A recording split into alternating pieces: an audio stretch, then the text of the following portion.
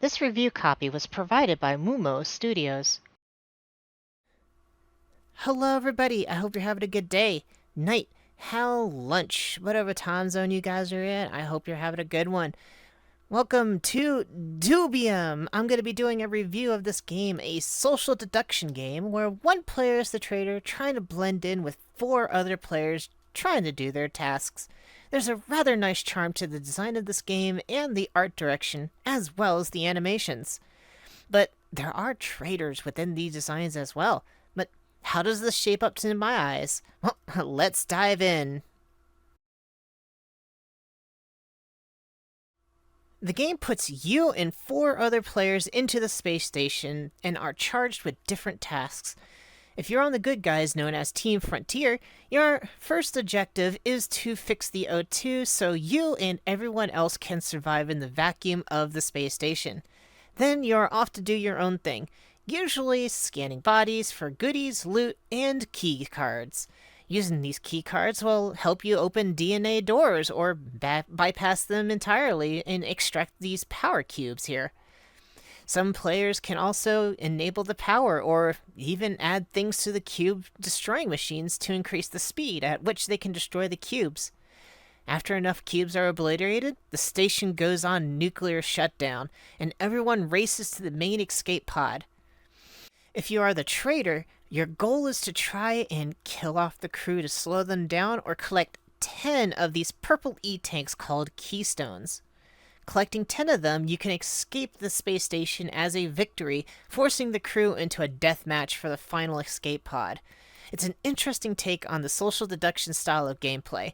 If the traitor is killed, the game selects a new player to be the traitor and asks if they want to be the traitor. I've not tried turning it down as of this writing, so I don't know if you can pass it.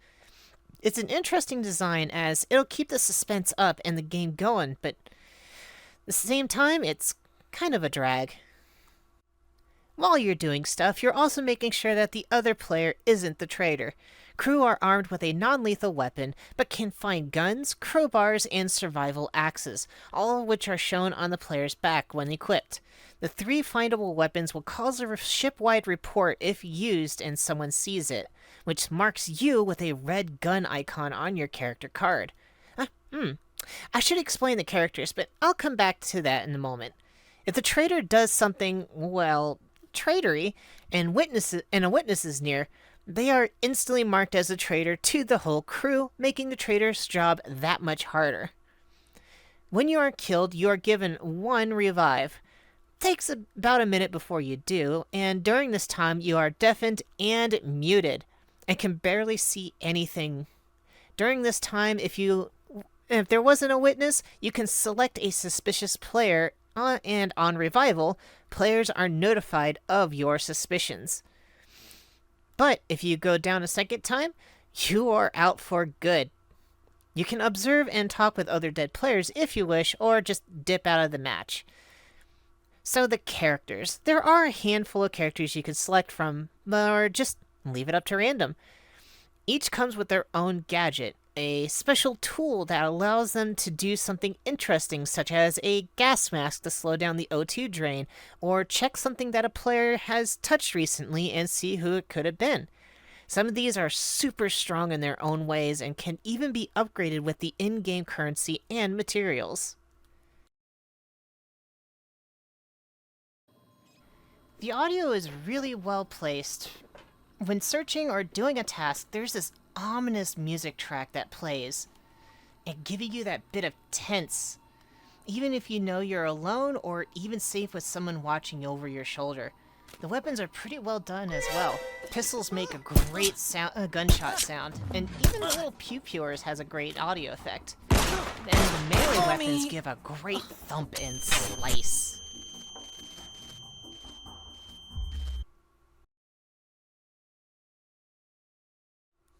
I've not done this in my other reviews, and I probably should going forward. The graphics. They're pretty great, honestly. I'm running this game at its ultimate setting, and I've not had any issues at all, even with my recording software. The only stutters I honestly got was with the traitor kills. The 3D models are based on Pixar style, and they work amazingly well. Even the animations brings them to life amazingly. They did a great job with this. So, this is the section where you all hear my actual opinions of the game, and, well, here we go. At the time of this review, I was only given a single access code for this review, so I had to do this with randoms. The queue times are actually pretty well. It only took me roughly 5 minutes to find matches, and if there wasn't enough people to get into a match with, it gave me a whole bunch of bots. Every matches I played for the footage here has been insane mute fests, or just a group from the Asian region. It made a social deduction game less social and just more mindlessly doing shit. It got repetitive and boring after a bit, and some players just wildly started shooting or blaming you for no reason. It's a bit worse than Among Us, honestly, since you can, die. Hell, one match, I was a traitor, and someone went ham on the entire crew as a crew, and I was the traitor on the third floor. And yeah. The traitor being able to dip after collecting the 10 keystones and just nope out of the match kind of puts the game into a very disappointing state very quickly. As I've stated, you're forced to kill other players who used to be your teammates within a time limit. It's not actually a very fun mechanic to play around. One match we had barely done 6 of the 16 or so steps and to win, and the traitor already dipped on us with a W. Was an extremely bad feeling as crew. One of the things that might turn people off is there is loot boxes and a battle pass. Luckily, you do not have to buy the loot boxes with real cash. Just playing the game gets you the in-game creds to afford these. Loot boxes are just all cosmetic stuff and mostly are honestly pretty neat looking.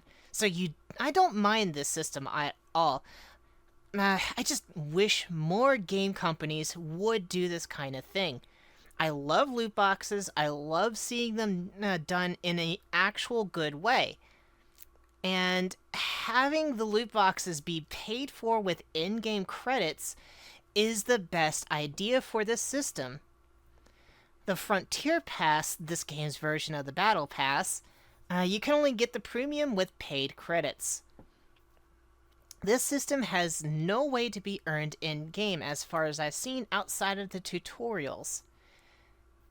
I only got half the cost needed for premium if I wanted to run it. The premium does have paid creds as rewards, but the problem is they do not cover the cost of the next season. I played about 10 or 20 matches. I honestly don't know, because there's no way to find my stats as of this writing and recording. And I'm barely 1/3 way through this level 3 part. The experience gain is very, very low. In order for you to actually keep going, it's best to go through the daily and weekly challenges. Also, the team decided it's a good idea to put the newest character, Archie, behind the premium paywall. That is a seriously bad move. Especially since you have to pay to unlock them as well with the paid credits. It's the same price as the Frontier Pass, but this practice is frowned upon in Overwatch already, and it will not look good for this game if this path continues. Do not do this. Moving on, honestly, I had to get that off my chest for sure. The 0G section of the game is another problem of mine. When you go out to fix the solar panels, the 0G section was extremely annoying to actually manage. The controls were really hard to use, and sometimes you just start jetting off way in the direction that you didn't want it to go. Honestly, this is not going to affect my review, but I have to get it off my chest because other games have done Zero G much, much better in the Unity engine that this uses. There is a weird glitch that I was having with traitor kills where you were like a good distance away from your killed target during the animation. It could be part of the wonky problem that I was having with the frame rate, or just, I don't know. It's just there's a very big glitch with that, and it might have got me spotted once while I was doing a kill animation. I don't know personally. Let's see here. I am having a lot of trouble trying to think up any other good things that I haven't already said in the other topics. So, I guess we'll just move on to my final score.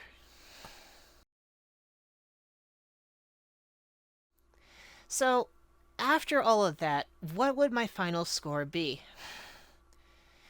I'll be giving this game a 6 out of 10.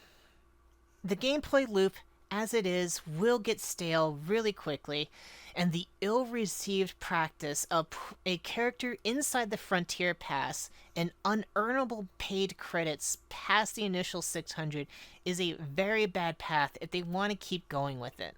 This game has a future if it wants to get past these early bumps, as the graphics, sound design, and presentation are all amazing. This is a game I'd rather sit with my friend group and just vibe, instead of going online with a bunch of mute randoms, which has left me more exhausted than satisfied. I hope you enjoyed my little look at this game, and if you like it, or tell me how wrong I am, please leave a comment down below, or hell, even hit the like button and share it with your friends. I hope to see you all in the next one, and as always, keep it cool, everyone. Bye!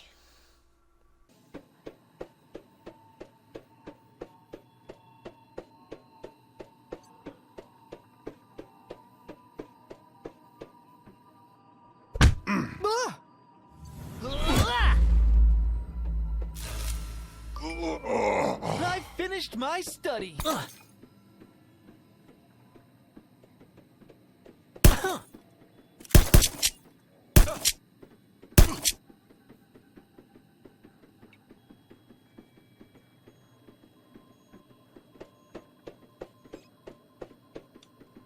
That's the traitor.